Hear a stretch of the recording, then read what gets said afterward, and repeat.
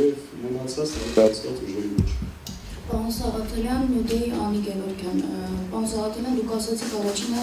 քննարկումները կսկսեք Հայաստան խմբակցության հետ, առաջնորդը Հայաստան դաշինքի Ռոբերտ Քոչարյանն է, ասել է, թե առաջին քննարկումները կսկսեք կամ արդեն սկսել եք Ռոբերտ Քոչարյանի հետ։ Իսկապես կարծում եք, որ ձեր ժողովը ճիշտ է գնահատել իրավիճակը եւ Հայաստանում եւ ժողովրդի շրջանում տեսակետները եւ բացի դրանից քաղաքական այն ուժերը կամ դաշինքները, որոնք ասում են, որ երկիրը պետք է այս իրավիճակից դուրս բերեն, այս տարիների ընթացքում դուրս չեն բերել։ Չեն գրկել Արցախը, չեն նպաստել նրան, որ թշնամին դուրս գա,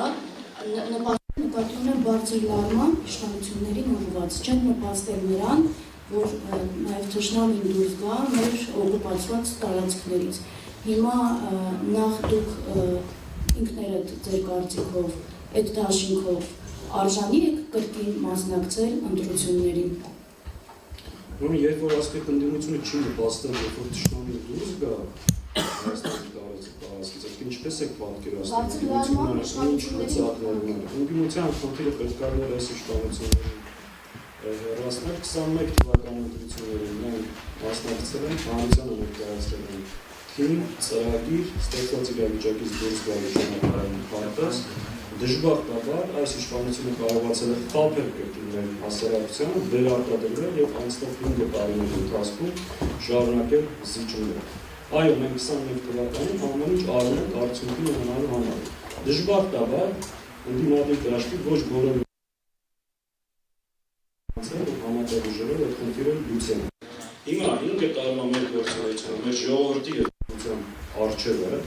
մենք հանդես են գալու նոր ծրագրերով, որ մարդիկ տեսնեն, գնահատեն եւ ըստ դրա ձևավորեն հաջորդ իշխանությունը։ Եթե այս իշխանությունը վերարտադրվի, Հայաստանի ապագան հստակ հարցականի տակ է։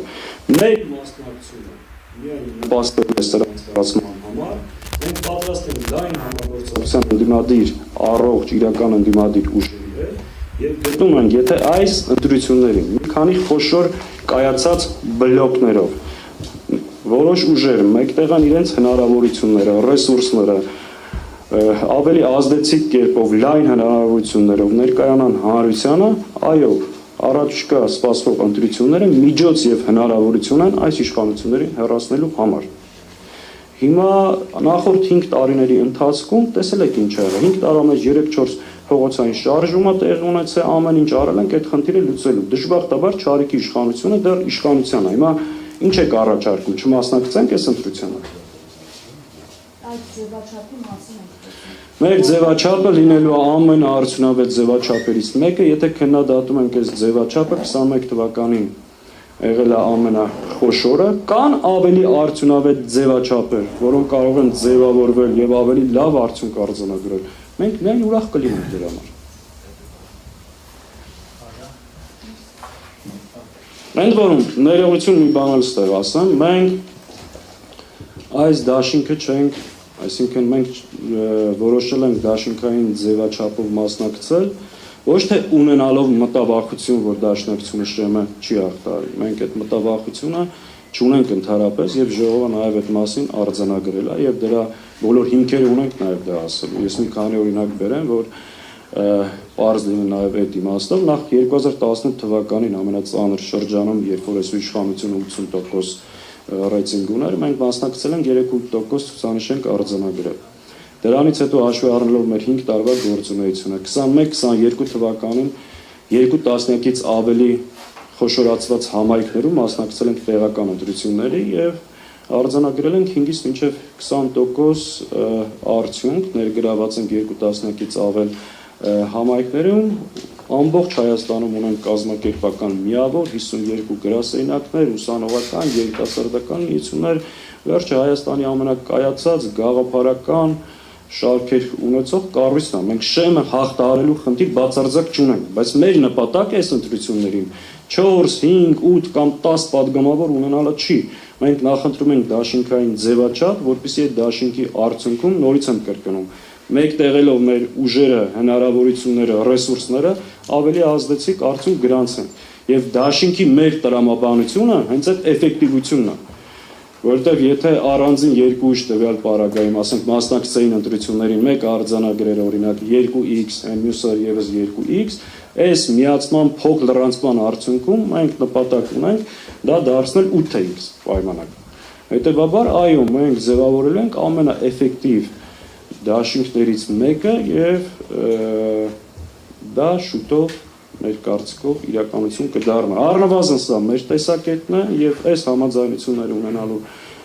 դեպքում գնալու ենք այդ ճանապարհով։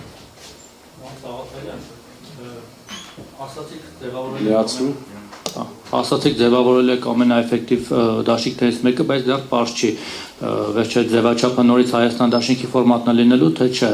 Ոնց հասկացա, դրա մասին չեք խոսել, չնայած փոքր խոսել եմ, եւ տպավորություն է, որ հակնել օրինակ հայտարարեց մի որոշ ժամանակ առաջ, որ մասնակցել են ընտրություններին, բայց ելի հստակություն չկա։ Ինչ որ խմորումներ են, ինչ որ չի ստացվում ընդհանուր կոնսենսուսի գալ քաղաքական դաշտի դերակատարներ, թե ոչ, եւ դուք մասամբ պատասխանեցիք, որ դաշնակցությունը անցողիկ շեմը կհաղթահարի, այսպես խոսակցություն կա, որ դե դաշնակցությունը իր 4-5%-ը ունի անցնելու։ Հիմա դուք դաշինքով եք մտածում, թե անհատապես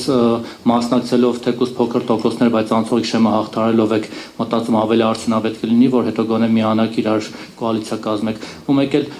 Քոչարյանի հետ արդեն հասկացանք, իսկ Սերժ Սարգսյանի ՀԿ-ի հետ քննարկումներ կան, հնարավոր է ավելի լայն ճակատով մասնակցություն, թե էլի ամենը տարբեր ձևերով մասնակցել եք ու խանգարեք իրար։ Սկզբից ներկա չէիք, այդ մասին շատ հստակ արձանագրել ենք, որ մասնակցում ենք ընտրություններին, նախապատվությունը տալիս ենք դաշինքային ձևաչափ։ Եվ արժևորելով Հայաստան դաշինքի գործունեությունը, բնականաբար առաջիկ քննարկումները ունենալու ենք դաշինքի մեր գործընկերների հետ։ Ինչի, այսինքն ինչ եք կարծում, դաշինքը ձևավորվում է երկու կողմերի քննարկումների եւ համատեղ հայտարարության արդյունքում։ Այսինքն մենք ժողով ենք արել, որոշել ենք մասնակցել դաշինքային ձևաչափով եւ ստացել ենք ժողովից լիազորություններ, բանակցություններ վարելու ձևաչափը վերջնական որոշելու համար։ Հիմա այդ քննարկումների արդյունքում ես չեմ կարծում, որ դժվարություններ կամ մեծ անակնկալներ կլինի։ Մենք տեսնում ենք այդ հնարավորությունը, որ դաշինքի այսօրվա դաշինքի հիման վրա կձևավորենք նոր, ավելի ազդեցիկ, ավելի հավակնոտ դաշինք։ Ենթադրել եք, որ երբ խոսել եք Ռոբերտ Քոչարյանի հետ, որ նախնական գնացել, որ միակողմանի չլինի։ Նախնական բնականաբար երկուստեք ցանկություն կա, բայց մենք որևէ բանակցություն մինչև հիմա այս ուղղությամբ չենք վարել, որովհետև գոյություն ունի ընթացակարգեր։ Այսինքն կուսակցությունը պետք է ունենար այդ որոշումը, որպեսզի կարողանանք այդ ուղղությամբ բանակցություններ վարել։ Ես հստակ եմ ասում, մենք առաջինը կխոսենք մեր գործընկերների հետ, ունենանք որոշակի համաձայնություններ, դրանից հետո ընդլայնման եւ մյուս հնարավորությունները կքննարկենք։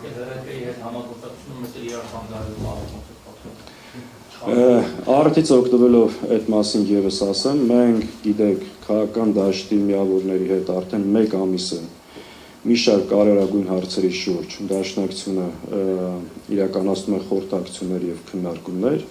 Հիմնականում 5 կետի շուրջ են տեղ ունենում այդ քննարկումները, որոնցից մեկը այո, միմյանց չթիրախավորելու եւ սլակները գլխավոր թիրախի ուղղությամբ ուղղելն է եւ անկախ նրանից, ստեղել որ հստակ լինի էլի մեր դիրքորոշումը, անկախ նրանից ընդդիմադիր քաղաքական ուժերը ինչ ֆորմատով եւ ինչ ձևաչափով կմասնակցեն այս ընտրություններին, գոյություն ունեն օրակարգային եւ կարեւոր առաջնային հարցեր, որոնց շուրջ համագործակցելը կենսական անհրաժեշտություն է։ Միմյանց եկեղեցու պաշտպանություն, միմյանց չթիրախավորել, քաղբանտարկյալների հարց, ընտրությունների վերահսկողություն։ Օրինակ մեր կարծիքով ընդդիմադիր բոլոր միավորները առնվազն մի քանի հարցի շուրջ նախորդ հայտարարություն պետք է անան, որ որևէ կերպ, որևէ պարագայում չեն համագործակցելու այս իշխանությունների հետ եւ մի շարք հարցերի շուրջ պատրաստ են միմյանց հետ համագործակցելու։ Եվ այդ բանակցությունները շարունակվում են, դրանք նախընտրական բանակցություններ չեն, այլ ընդդիմադիր դաշտում դիմադրության մեխանիզմներ ձևավորելու եւ այս բռնաճնշումներին դիմագրավելու